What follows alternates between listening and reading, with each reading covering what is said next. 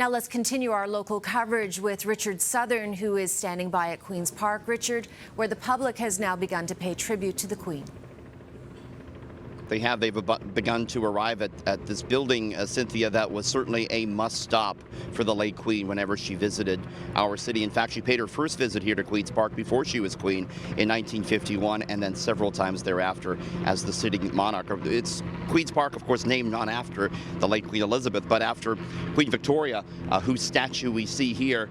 And already some well-wishers have dropped by and have left a bouquet of flowers in remembrance of Queen Elizabeth II. There's a lot of matters of protocol that are happening right now here at Queen's Park. In the moments after the Queen's death was announced at 1:30 this afternoon, the flags outside the legislature were lowered to half-mast, the Canadian flag, the Ontario flag.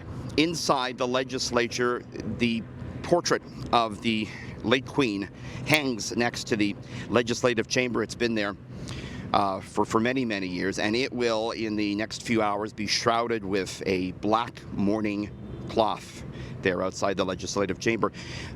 3 flags have been erected outside the Premier's office, and they have been draped in black mourning flags. The Union Jack you can see there, the Canadian flag, and the flag of Ontario. Now here at Queen's Park, the Queen's representative in the province of Ontario, Lieutenant Governor Elizabeth Dodswell, has spoken and has expressed her deep condolences for the passing of the Queen. Here she is, the Lieutenant Governor. This is a moment so very difficult to comprehend. She's provided leadership, continuity, tradition, and stability throughout her selfless service. We are so very grateful for her curiosity about and her love of our country.